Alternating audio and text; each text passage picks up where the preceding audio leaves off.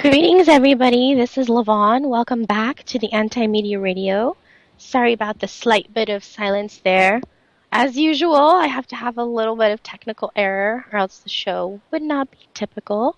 So thank you for joining me. Happy Friday. It's January 8th, our second show of the year. I'm so happy to be enjoying 2016 with you guys. Last week, we talked with Dr. Nick, who's a sexologist, about human sexuality accompanied with cannabis. And he shared with us his history of how he became aware of it, which was in Vietnam, how interesting, and how he used it as a tool throughout his life. And now he makes a living teaching people how to do that. So if you want to check that out, that's on our archive section. You guys can go to YouTube and just type in UCY/TAMR, and you can pull up our entire list of archive shows, which is really cool. Something I like to do besides empowering you guys through your body is empowering you through your mind. One of my favorite books of the past year is a book by some fellows that I know named John Vibes and Derek Bros. And in honor of learning, I want to share with you their book titled The Conscious Resistance Reflections on Anarchy and Spirituality.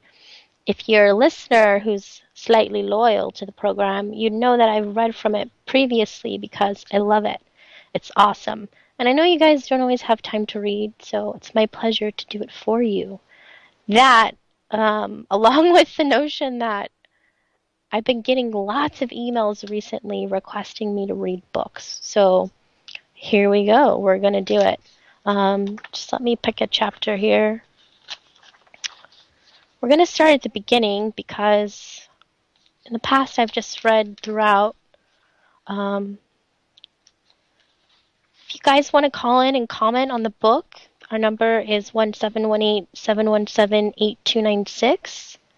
I'd be happy to answer any questions to the best of my ability.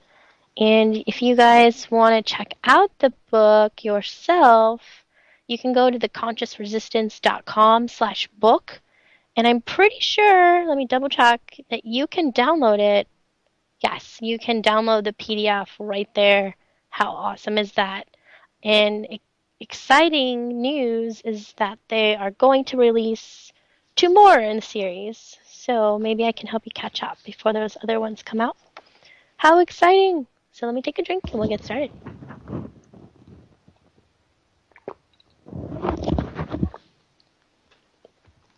All right.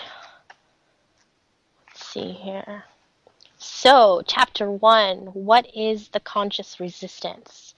There is a deep struggle in this world, one that dates back thousands of years and has witnessed an untold amount of suffering. It is a struggle towards freedom and peace amid our so-called civilizations that are ravaged by slavery, genocide, and war. Today, many of us live under the illusion that these horrors are a thing of the past or the problems of some faraway land, but they are just as real today as they were in the Middle Ages, and they are just as real in America as they are in the rest of the world. To heal the widespread suffering in this world, there are many social and political changes that must take place. The entire structure of our societies must change in order to achieve peace and freedom for all people. While a truly utopian world is impossible, a world without suffering... I'm sorry, I lost my place here.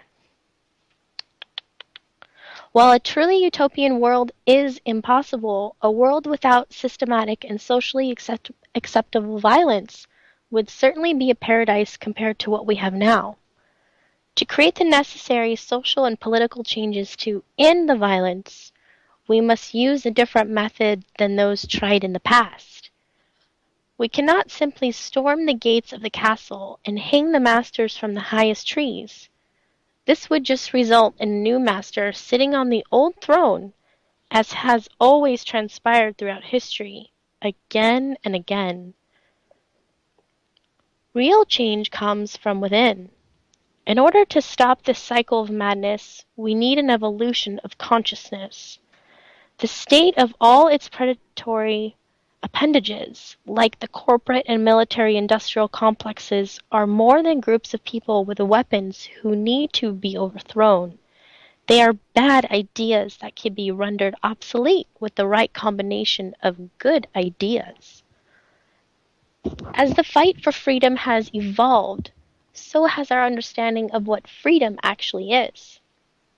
The pursuit of and desire to understand freedom has existed for as long as consciousness beginnings have been on this planet.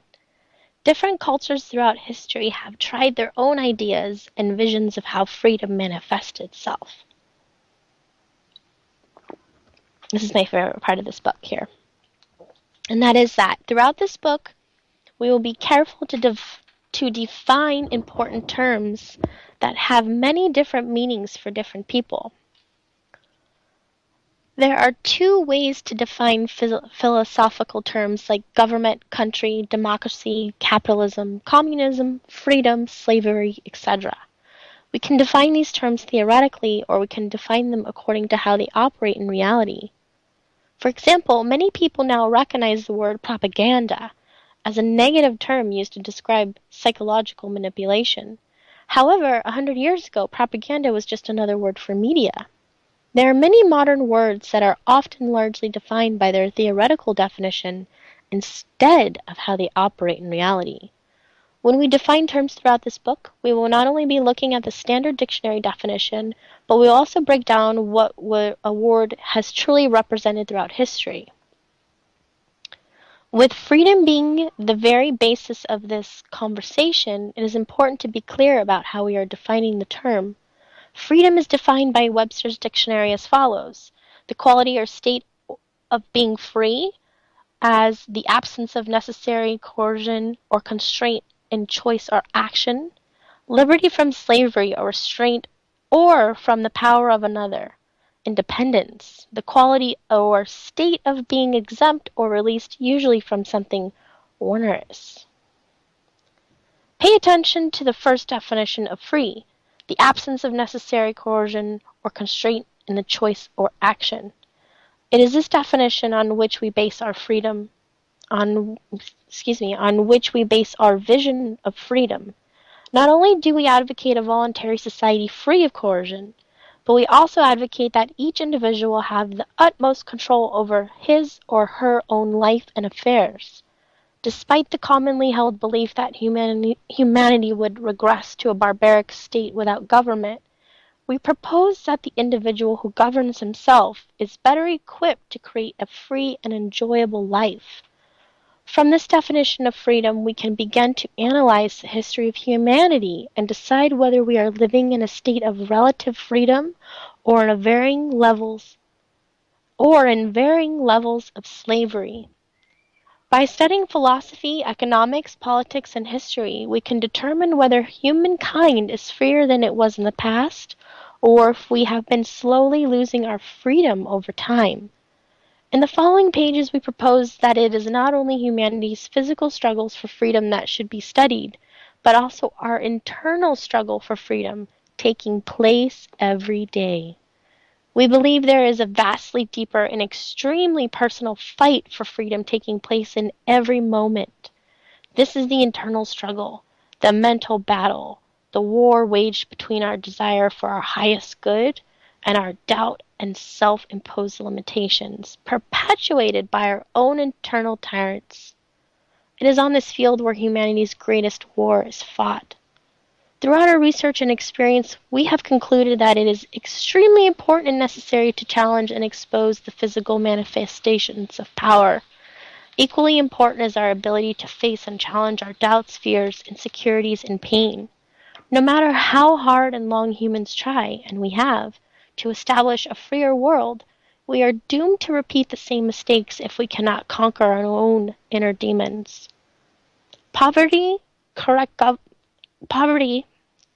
governments, and wars are manifestations of our own inner struggles, and the fact that we allow these travesties to carry on shows that we are a species in need of deep healing.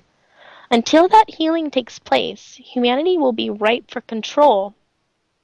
Humanity will be ripe for control by an extreme source or leader, and in fact, people will be begging for that control. It is with this thought in mind that the conscious resistance was born. Consciously resisting means being willing to engage in self-reflection without knowing our own doubts, hopes, fears, dreams, insecurities, and strengths.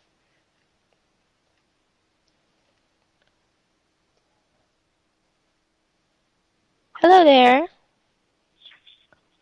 Hi, welcome to the program. You're on with Lavonne. Do I gotta wait? No. What's your name? Oh, my name's Danita. I was just calling. I was really quick to. I saw this thing and I just hurried up and said, "Oh God, I gotta get on there. Let me get the number," and I just dialed. So Ooh, okay. So, have you been listening to our show a long time, or is this your first time? first time, and it's the Anti Media Network, right? That's correct. Well, I'm glad to hear you were listening. What caught your attention exactly? Well, I like the post that you guys put on Facebook. Everything is really, candid and interesting to me. I like to learn outside of what's presented in the general media, so anti-media is just perfect. And I like it, so I wanted to hear more. I was hoping that, I'm just doing some things right now. I was hoping that I was going to call in and listen to some stuff, Well, while thank you for I your do what I'm support. doing.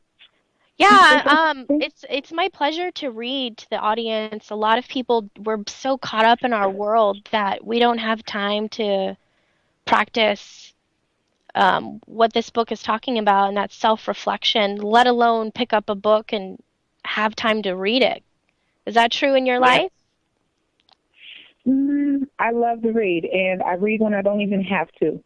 There you go. Well, part of reading I'm is reading articles in the news, so I appreciate that you take time to follow us. It's we can't that's why we do it, and it's for people like you.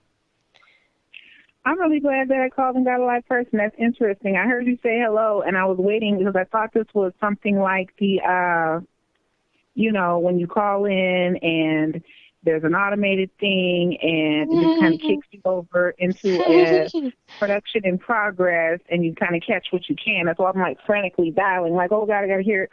But I'm glad. Is there anything to hear or am I at the show? Yeah, you're live on the air right now. This is the show. I'm Lavonne. I host the show. Monday through Thursday, we talk about the news, the stuff that you read on our website and on our Facebook. And Fridays, I like to empower our audience and teach them things about health, wellness, and mostly mindfulness and just being aware that you have power over your being. So, however I can do that, I try. So, yeah, tonight we were reading about the conscious resistance. This book is by a couple fellows who are writers and activists, and they believe that the most important thing isn't fighting war all over the world, but being aware of yourself. Yes. Do you practice any type of like self-reflection or like what type of like would you say healthy Not habits do you have? I wouldn't even say that I've got a routine as a technique. That would be something that I'm working on right now at this point in my life. But I do, how you kind of end up forced into that situation. And what you mean like Forced forced religion self, type of thing or like just like through no, struggles in life?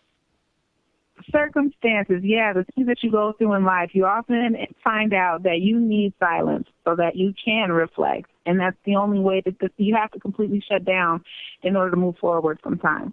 It's true. It's true. Do you feel like our society makes us feel guilty for having that time or like feeling emotions deeply? Like, I feel like we're not supposed to be emotional, like hyper emotional. Absolutely not. I feel like your site stirs the pot and it gets, people thinking, and that's great. Well, yeah, I That's hope what we that need we right do now. that, but I'm talking about conventional media, like the people who are still watching the television. Like, what do they feel? Or the people who buy the magazines, or like, You ha- know what? I think that people, and I'm sorry, I don't mean to cut you off, but I've realized that I misheard the question the first time. I think that people kind of fall into a place where you get bombarded by this media now in this day and age all the time from birth. mhm, it's true. All the time, everywhere you go, it's like there's signs, there's ads, there's sounds, there's always something going on. And a lot of times people get content, and I would like to use the term have their ears tickled, like it says in scripture. I mean, just basically they like to listen to the stuff and have it come in and out of their ears because they're not using what's going on between their ears themselves. Not to be putting anybody down, but you're No. being spoon fed a bunch of hogwash. A lot of channels and magazines are just regurgitating a lot of the same partial information and points of view. You just end up with not much at all. Well, why do you think they do that? Why do you think they're kind of trying to keep us just like mass distracted or geared a certain way? Like, what do you think the purpose is? Besides, I think like, that the trying to purpose get us is to to keep. go ahead. I think the purpose is to keep people distracted. Absolutely, like it's just media in general. Like especially with, I mean, it's not quite common knowledge now. But, people are learning as we've got this information highly available to us, and we're using it more and more, and some people are starting to actually use it for good. I talk to my kids, and I tell them, okay, this device is like a crystal ball. Will you use it for good or evil? I You know what I mean? love And that. so it's like I've learned that a lot of our major outlets, like, Time Magazine, I'll spit that out there for one, and all of those things associated with it that were developed by, the funding of Rothschild kind of people, Mhm. um, it's a mechanism. It's not even for us. It's true, and there is a higher agenda. Like if you know, I don't know if you know this or not, but very few corporations own the conventional media, so they can tell us Right. a certain thing and gear our attention towards all the things that benefit them. So I But learned they that can tell it's good for us. exactly, and I don't like that, and that's why I'm so proud to be a part of this network and work amongst all these people, live people like me who are available, which surprised Yeah, you. I'm really happy that it exists, and I'm excited about it. And from the first time that I've come across it, I have really been excited about it and like it. I pay attention, and I, go to the page just to see the post.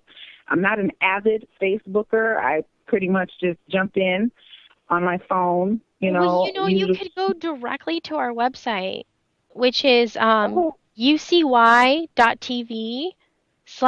the TAMR, like the Anti-Media Radio, or the antimedia.org. So you don't have to even go on Facebook. And we post so many articles a day. And you know what sucks I will about visit it Facebook? tonight.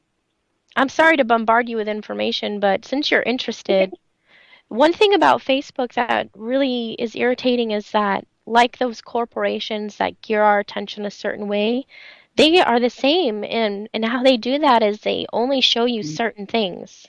Like, say we posted 10 That's posts a true. day, you may see one every 2 days. Right. Yep. That's true. And you get even less information when you're using a mobile device, you Yeah, know. that's So true. I'm glad to know now that you guys have a website. I will be checking that out. Awesome. Well, tell me your name one more time. Danita. My With a name is Danita. Oh, with a D, Danita. Thank you for calling. I really appreciate talking to you.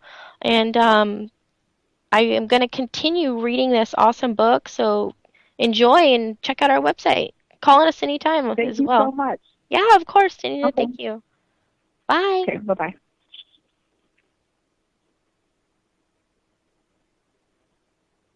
Am I gonna hear it? Let's see. Or do I Hold on. gotta go to the? Hold on. I'll help you. So let's Oh, see. I'm sorry. I'm trying to. Do I hang up? I Um, didn't know. yes, you can hang up. That would be awesome. Just so I don't have any I just background. Okay, sorry. Thanks. Okay, bye bye. Thanks, Sunita.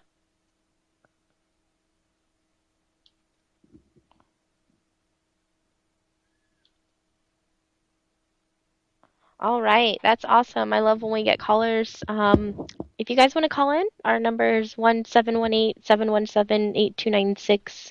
Normally, I wouldn't mind people hanging online, but I have so many technical errors lately that I just want to limit my chances of not being able to communicate with you. So, we were just talking about how the conscious resistance was born. And Derek and John say that it is within this thought and mind that the conscious resistance was born. Consciously resisting means being willed to engage in self reflection without knowing our own doubts, hopes, fears, dreams, insecurities, and strengths. We cannot truly know what freedom means to us as individuals. Being conscious of your actions is one of the most important steps towards understanding and claiming your own freedom. From that clear state of mind, one can lead by example and help others in their own pursuit of self-discovery and freedom. I couldn't agree with that more. I couldn't agree with that more. This book is aimed at those who already possess some level of understanding about the search for freedom, but are ready to challenge long-held beliefs about where freedom begins and ends. These essays are for those who live as free humans in the physical realm, but desire a deeper, fuller experience of liberty. The words are also written for those the spiritually conscious. I'm sorry. The words are also written for the spiritually curious, the researcher, the wayfarer who values himself spiritually, but may not yet to consider how to achieve freedom, or may be intimidated by some of the darker aspects of our five sense reality that need to be overcome. We would like to also make it clear that this book is meant to be the fine.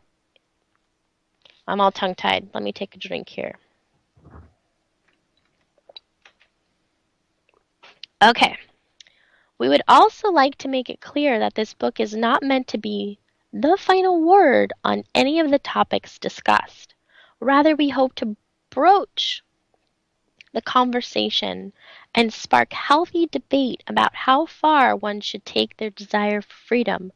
None of the ideas expressed should be taken as arguments for a monopoly or a one-size-fits-all model of freedom. In the New Libertarian Manifesto, Samuel E. Konkin III, founder of Algorithm, writes, "There is no one way, one straight line graph to liberty, to be sure, but there is a family of graphs, a space filled with lines, which will take the libertarian to his goal of the free society, and that space can be described." We believe in the conscious resistance. The coupling of self-governance with a sense of self-reflection is the best path towards the goal of a free society. Modern culture is defined by the five experience.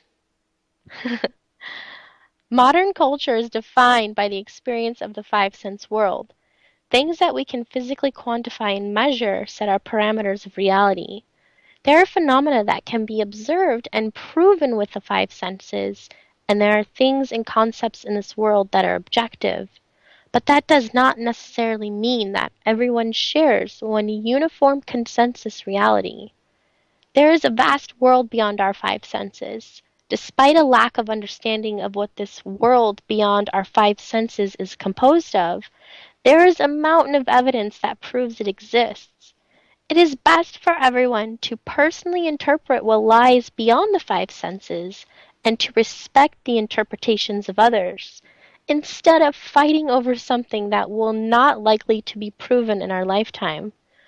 When pursuing a spiritual path, even if an individual's intuition isn't real or true in the quantifiable sense, the experience they are having and the information they bring back from their journey, even if it is simply a journey into the deepest reaches of their own mind, can still provide value and facilitate positive growth in this world.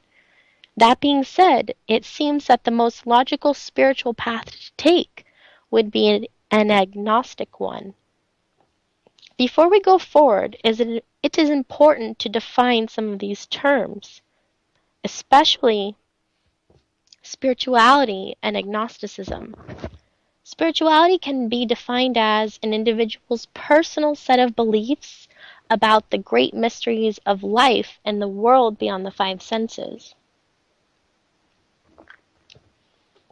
Traditionally, the idea of spirituality has been attached to the concept of religion. However, spirituality and religion actually represent two entirely different philosophies. A religion is a one-size-fits-all worldview with a hierarchy, a set of rules, and oftentimes a priest class to enforce it all. Spirituality is a free and personal interpretation or connection with a spirit realm or higher power, or whatever that person wants to call it. Quite simply, it is a practice that brings an individual closer to their essence or spirit.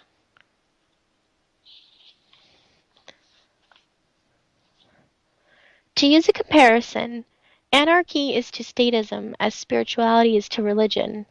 Anarchy is the physical manifestation of freedom, and spirituality is a mental manifestation of freedom.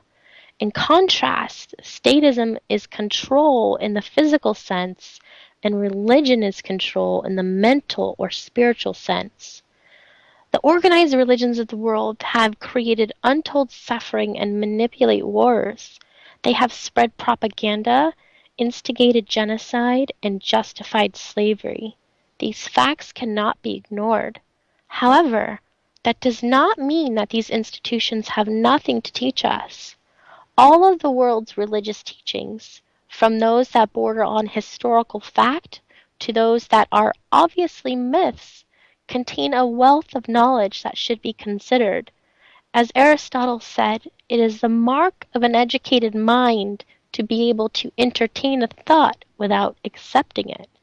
Different cultures have different belief structures based on the lessons taught in their particular region of the earth. Yet every religion tells basically the same story, using different words to accommodate whichever culture the book is coming from. In the following chapters, we delve into the history of specific religions and their root into anti-authoritarian teachings. We are not advocating these religions, nor are we excusing the political organizations that represent them. We also do not seek to judge anyone who participates in these religions. In fact, we hope to communicate that all religions are rooted in the same spirit of anti-authoritarianism and that they can all coexist peacefully.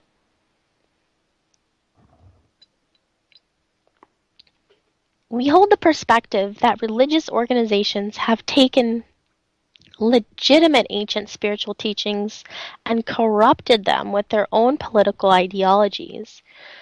This is why many religions seem to have the same basic truths, but also much of the same position. This is why many religions seem to have the same basic truths, but also much of the same poison and disinformation. A positive spiritual philosophy usually turns into a violent control mechanism when it is corrupted by a figure of authority. It is at this point when everything changes. The goals are no longer to discover powerful truths, but to fear the future and cling to the past in order to serve some master.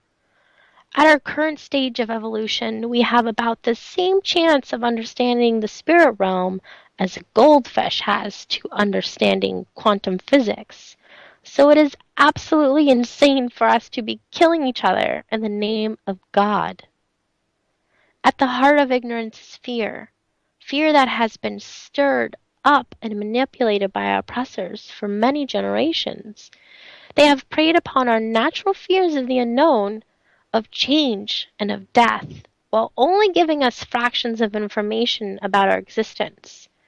We can now look back throughout history and see that most wars and crusades in the name of religion were actually wars over land, resources, and empire expansion. The rulers of the time used their subjects' deep fear of God to manipulate them into going on crusades, just as our rulers today use fear tactics to con us into fighting and dying in wars. Like pawns on a chessboard, men and women are sent out to war by an almighty sovereign who believes they are expendable. This kind of senseless carnage is still taking place without much questioning from the public. Insignificant differences among common people of all nations are still used by those in power for the sake of conquest. Whether those differences are religion, race, economic status, or culture, they are used as justifications to commit atrocities. Technically speaking, agnosticism is a perspective that supernatural matters cannot be proven or disproven. Agnosticism is traditionally defined as the view that any ultimate reality, as God, is unknown and probably unknowable broadly.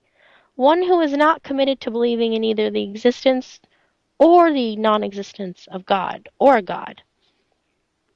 Historically, agnostics have chosen to stay away from supernatural topics altogether. The position advocated in this book takes a more hands on approach. We believe there is wisdom and self discovery to be gained from seeking to understand and participate in the world beyond the five senses.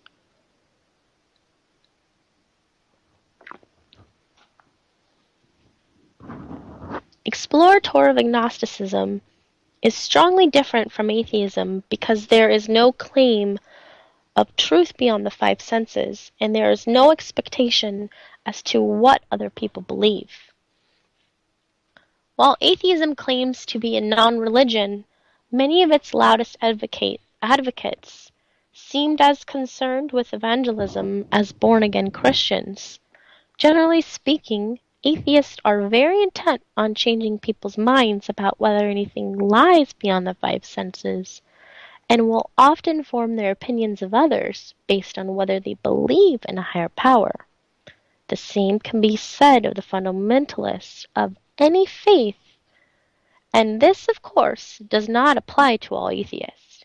A fundamentalist of any religion will claim that their perception is superior, so this is surely a view held by some atheists. Agnostics, on the other hand, feel that it doesn't really matter what people believe about anything that goes on beyond the five senses because none of it can be proven. There is no expectation of what others should believe, and there is no personal investment in philosophical conversations. While mainstream religions and even modern atheist philosophies rely on the mass validation, agnostics' personal connection with nature, the universe, or gods is validated only by their own intuition, and it doesn't depend on the approval of others. Following that same standard, there is no need to take a role in validating or judging others, as long as they commit no physical transgressions. Agnostic atheists may have their own atheistic beliefs, but also understand that their beliefs are just as fallible as any ancient myth. We find agnosticism to be the most logical position to hold.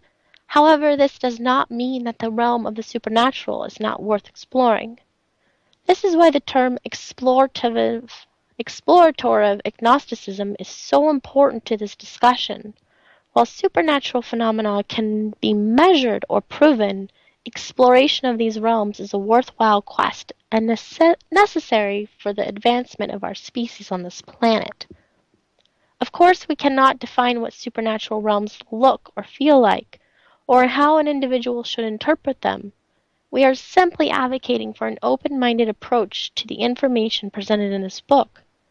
While we understand and value rational thinking and logic, we also understand that sometimes humans are better served by intuition and imagination.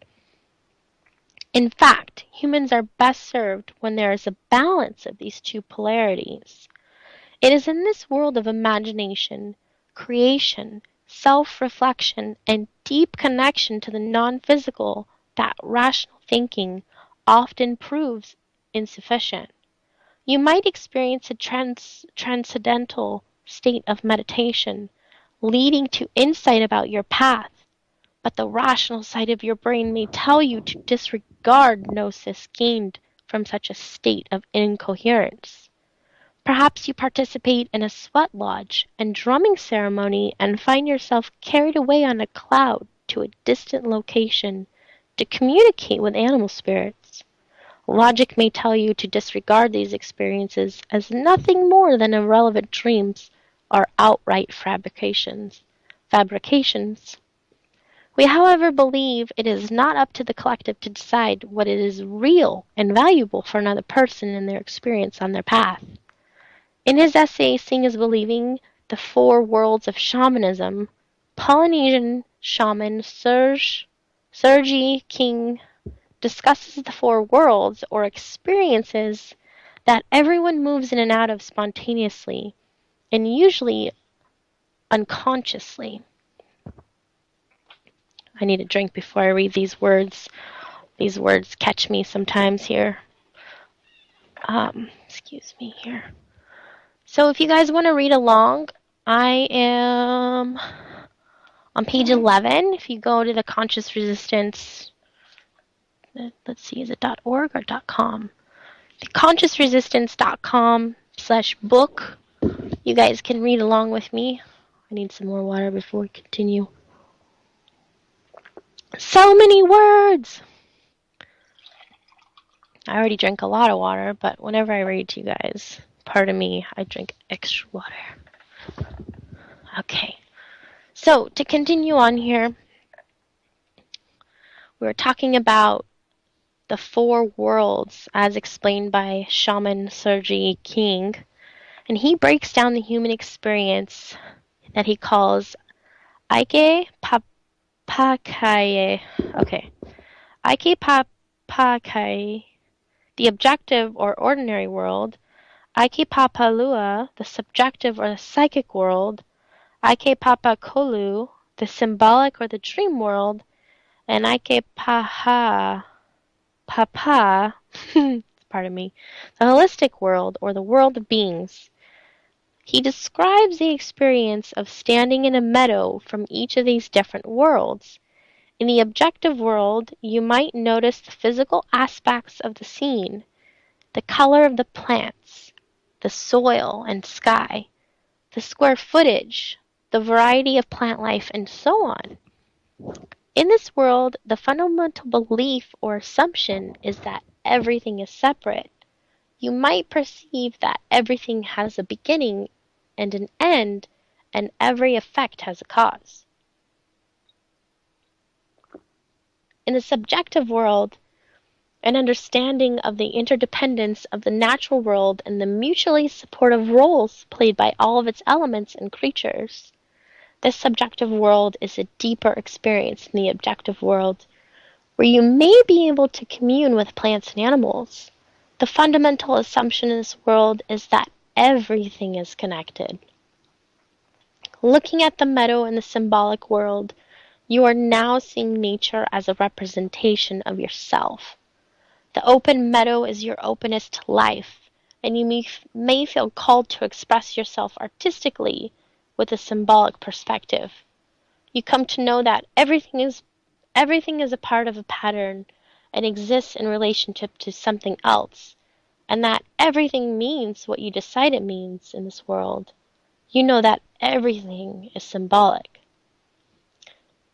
Finally, in the holistic world, you have transcended from standing in front of the meadow and observing it to becoming one with the meadow. Now the sunlight is shining on your leaves and being turned into your energy. The bees are gathering your pollen as you experience the moment as a flower. You feel the sensation of drinking the nectar as the bee. The fundamental assumption in this realm is that everything is one. Some might call this cosmic consciousness, which, as King notes, is a woefully inadequate attempt to describe a sense of being one with the universe, which is essentially indescribable because words and language simply cannot contain this experience.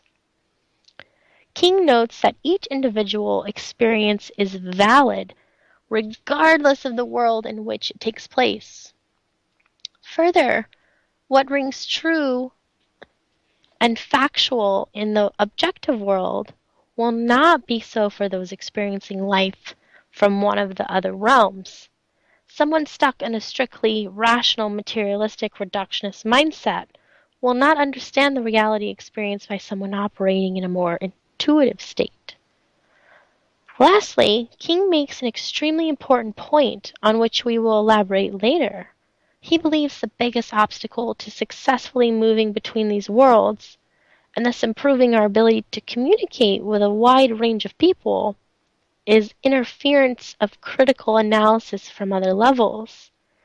This is the frontal lobe, the analytical part of you that is difficult to quiet during meditation. This is the part of you that will likely doubt the legitimacy of self-reflection and might tell you, this silly hippie stuff isn't going to do anything for you, or you should stop reading right now, or in your case, listening right now. In order to gain a better understanding of ourselves, our world, and whatever it means to be a free human being, we must practice removing our assumptions and doubts. King recommends remembering this when moving between worlds, whether physical or ethereal. From this standpoint, we believe exploratorial agnosticism to be a beneficial position. As free people, our beliefs about the world should not be limited or controlled by the collective, and as such, we do not care if others doubt or deny our beliefs because we make no effort to doubt or demean their beliefs about the spiritual, non-physical world. I need like a camelback or something. That's a good idea. Next show I'm gonna wear one. So quite simply, our interpretations of the world beyond the five senses are not dependent on any one person, institution, or book. If we are to know ourselves as spiritually liberated beings, we must be open in our hearts and minds to the possibilities that wait outside the quantifiable world. Woo! I love this book. So now we're going to talk about reality beyond the five senses, beyond logic and beyond reason. The religion of materialism is the dogma that rules modern popular culture and the realm of mainstream science. The materialist believes only that which we can see, touch, smell, taste, feel and measure quantifies reality. The materialist also believes that any discussion of what lies beyond the five senses is foolish and not worth consideration.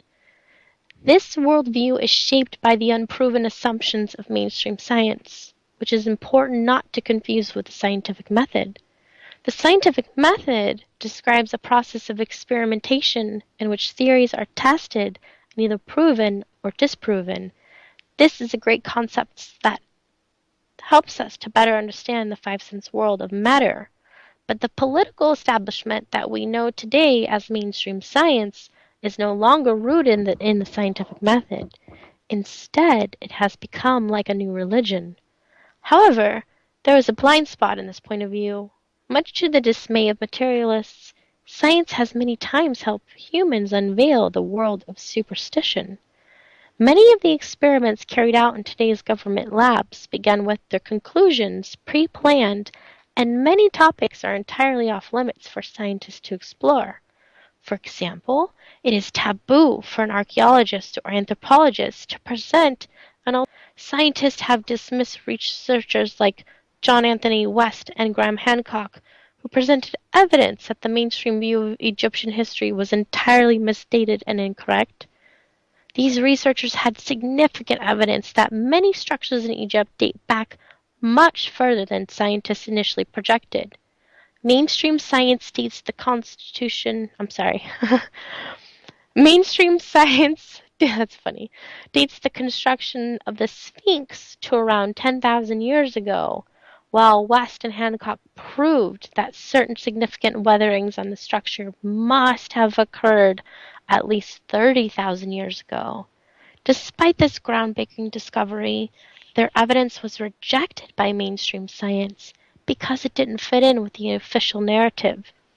Another rebel who has been challenging the unproven assumptions of materialism is scientist Rupert Sheldrake. Sheldrake courageously conducts his own independent experiments based in the scientific method, which set out to explore areas that are too weird or taboo for mainstream science to take seriously. It's my kind of guy. One of Sheldrake's experiments provides compelling evidence that many pet owners have a telepathic connection with their animals. In the experiment, dogs were observed waiting for their owners to come home. Every dog would become excited moments before they received any physical indication that their owner was nearby. Sheldrake would have the owners take different ways home at different times of the day, drive different cars, take the bus, walk, wear different shoes, an unfamiliar aftershave or perfume, etc. This ruled out the possibility that the dogs were simply using their heightened sense of smell or hearing.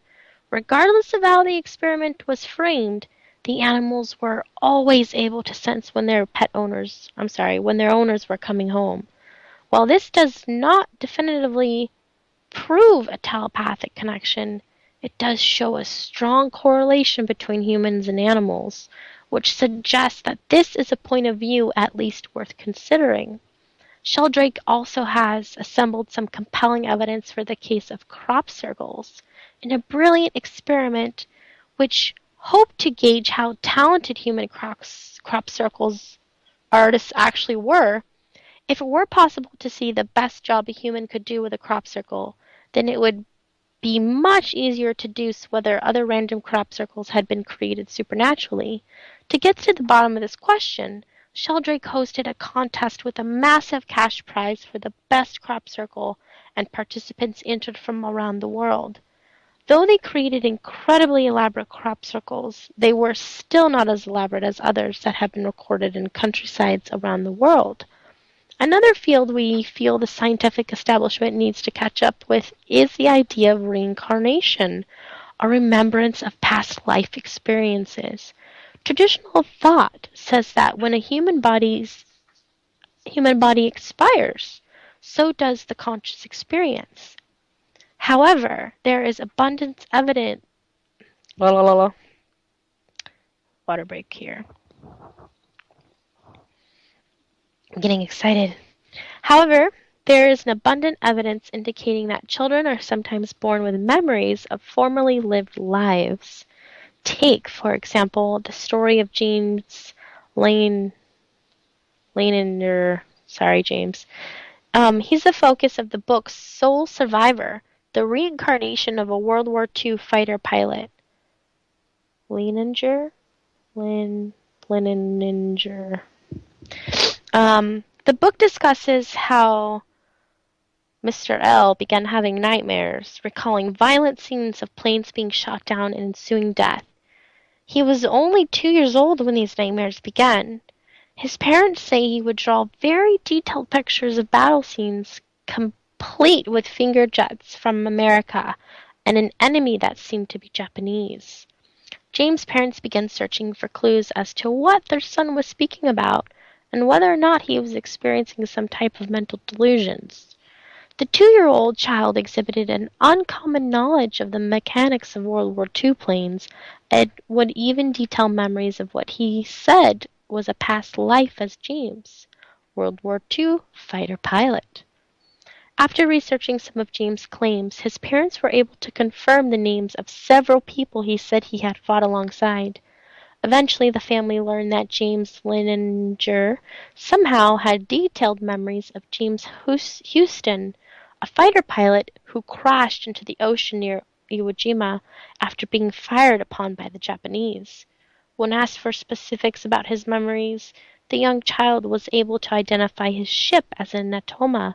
James Lininger also correctly identified the name of Jack Larson, a friend of Houston's and the pilot who was flying next to Houston when he was shot down. Upon meeting veterans of the USS Natoma Bay, James Lininger was able to recite specific names and places from the war. The Lininger family went even further and made contact with the family of James Houston.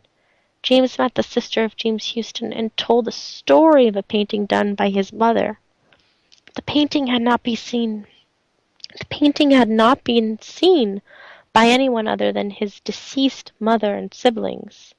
Houston's family was amazed that he was able to recall 60 years after he had died, after James Houston had died. Jim Tucker, professor of psychiatry and neurobehavioral sciences at the University of Virginia, has studied over 2,500 cases of children who report memories of past lives. In January 2014, interview with National Public Radio, Tucker describes the difficulty in fitting these phenomena into a strictly materialistic worldview. I think it is very difficult just to keep just to map these cases into our materialistic understanding of reality. I mean, if the physical world is all there is, then I don't know how you can accept these cases and believe in them. But I think there are good reasons to think that consciousness can be considered a separate entity from physical reality. Tucker, actually, I want to pause right there and tell you guys a personal story about my son Cameron, who just turned 8 yesterday. Happy birthday, Cameron! I love you. Um, this child, he he started calling me mother at 5 months old. He started walking at 9 months old, and he quickly began to tell me of his other parents. And he used to tell me stories about them, um, really interesting stories about them, about how they were very cruel to him, and he liked me much better than his other mother. But the most amazing occurrence that kind of goes along with this unquantifiable, um, besides our physical reality type of experience is I had just gotten an automatic car, or I'm sorry, a manual car, so I had to drive a stick. And we lived downtown. There were lots of hills. And this little dude was like 2.5, and he's in the back seat, and I'm struggling. I'm struggling to switch gears and, more importantly, go up this hill. And I'm trying. The car stalled a couple times, and Cameron in his back seat looks at me with the utmost certainty and tone of voice, like all knowing almost, in this instance at least. And he says, you're doing it wrong. When I was 16, my dad taught me how to drive on our farm, and you're not doing it right.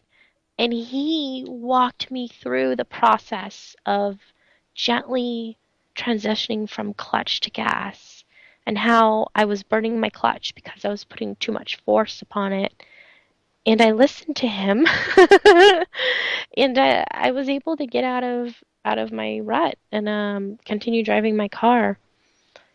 But it makes one wonder. I didn't realize that there were thousands and thousands of cases of children who report memories of past lives until I read this book, actually. And I did some research, and it seems at a certain age they kind of forget.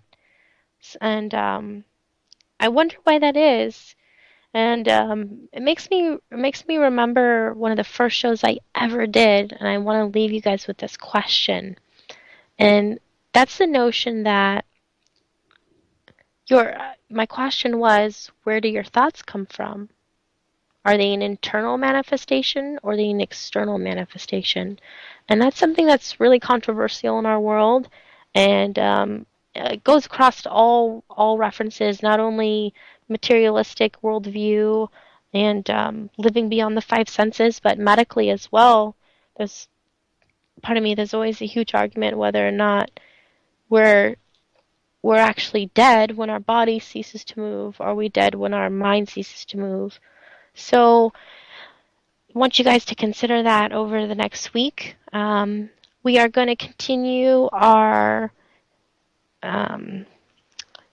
our series towards being spiritually sound, not spiritually sound. I apologize.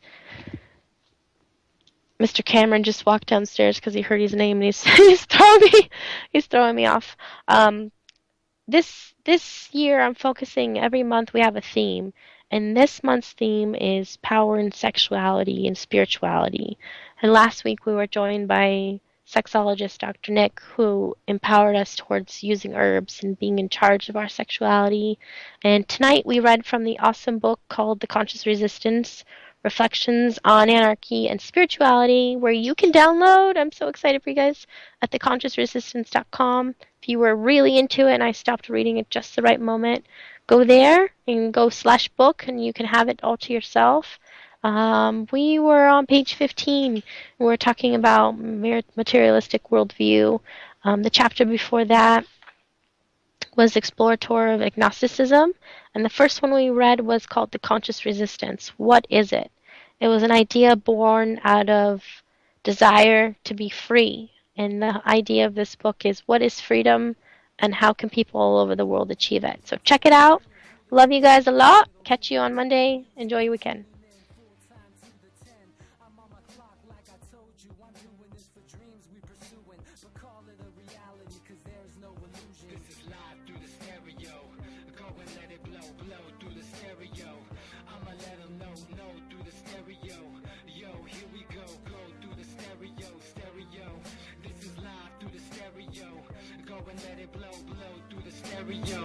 I'ma let them know through the stereo. Yo, here we go through the stereo.